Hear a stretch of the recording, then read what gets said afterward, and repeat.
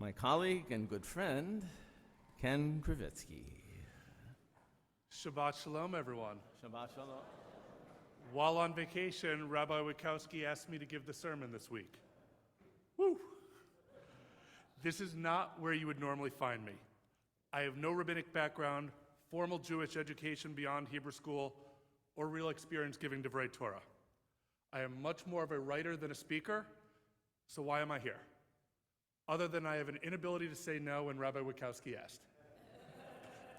Well, because I have no rabbinic background or formal Jewish education. One of the things that I think is great about this congregation is that at its heart, it is a lay-led community. I am up here because we all should have the opportunity to take on different roles, some that aren't so comfortable. Something which I love about our daily Minyan and Havaras services, for anyone interested. Feel free to talk to me afterwards. And I'll put you in touch with the right people who are in the room. Thank you. I'm not used to using a microphone.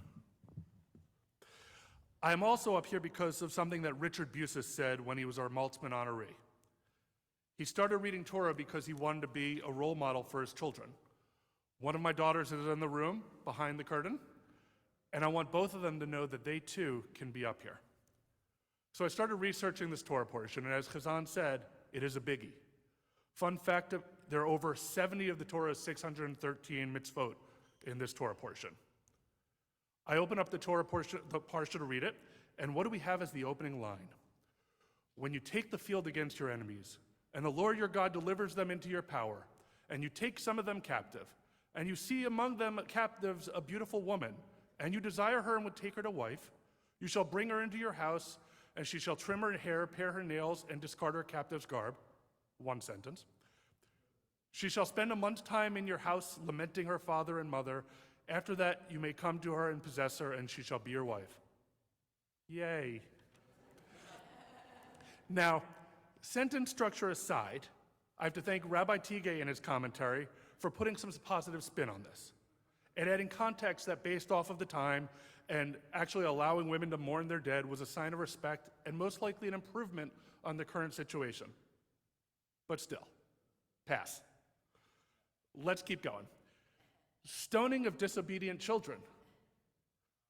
Although I do want to take the opportunity to thank my parents for not bringing my brother or I to the town elders, and we probably deserved it at times, and the case is still out for my daughters, pass. Equalizing inheritance laws to avoid preference based off of which of your wives you loved more, pass. If you see a lost ox, sheep, or donkey, you must return it. Yes. One of the most powerful lines in the Torah is written here. You must not remain indifferent. Now this I could work with. This week's Torah portion is telling us that the little details matter and that we need to pay attention. To put it a different way, we must sweat the small stuff. In his essay, No Time for Neutrality, Rabbi Abraham Joshua Heschel writes, "It is the small in which the great becomes real. It is the weekday in which the Sabbath is reflected. The little details is where we add meaning, to add holiness. This is true for everyday actions. Rabbi Witkowski, during his interview process, taught our students that there's a Jewish order in the way you tie your shoes. I have no recollection as to what it is, but my other daughter does. There are scientific studies that state that how you dress impacts your mood. So it is natural to think about how our dressing impacts our connection with God. I would be remiss if I didn't point out, as Aaron Beezer mentioned to me, one of the ultimate executive director sentences in the Torah is here. When you build a new house, you shall make a parapet for your roof, so that you do not bring blood guilt on your house if anyone shall fall from it. While this speaks to me in terms of my world of liability, it also speaks to the Torah's goal of protecting people. Throughout the Parsha, we see protections of people that might have information disadvantages, not being aware that the roof has an edge, flat earthers, or a systematic disadvantage, such as a lack of funds. And so the Torah tells us the importance of leaving food available for those that need. You must not remain indifferent. Protect stranger rights. Make sure to feed the hungry. Deal honesty in business. It is all in this portion. The basis for the Hebrew Free Loan Society is in this portion. You shall not deduct interest from loans to your countrymen, whether in money or food or anything else that can be deducted as interest. Not remaining indifferent means remembering what it was like to be a stranger, a slave, someone that is not seen as an equal. The Torah states, "You shall not abuse a needy and destitute laborer, whether a fellow countryman or a stranger in one of the communities of your land. You must pay him his wages on the same day before the sun sets, for he is needy and urgently depends on it." I am very proud that at this synagogue, we have taken this language to heart. And over the past 10 years, under the leadership of Rabbi Cooper and our board of directors, we have steadily increased the pay of our staff. Right now, in Washington, D.C., a number of organizations, including a number of Jewish organizations like the Federation of Jewish Men's Club, Larry Nathanson, I believe Lester Shapiro might be there right now, are commemorating the 60th anniversary of the March on Washington. On that day, Rabbi Yochanan Prince spoke right before Martin Luther King Jr.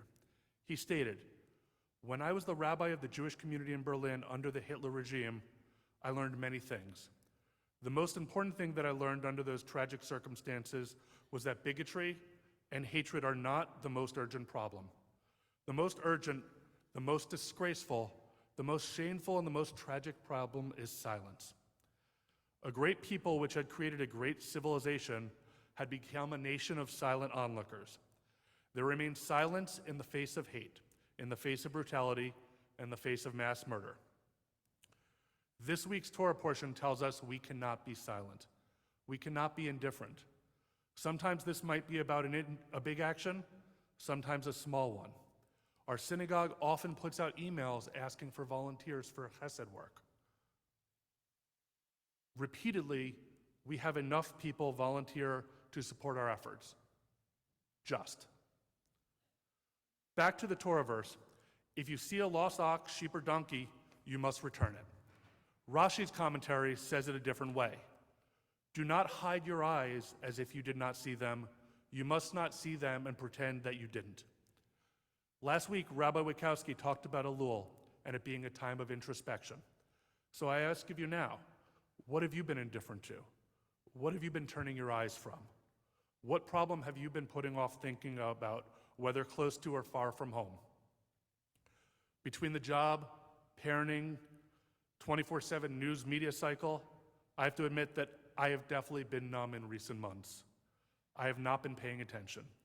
I don't know enough about what is currently happening in Ukraine outside of the plane crash. I don't know enough about how to help with what is happening in Death Valley or Maui.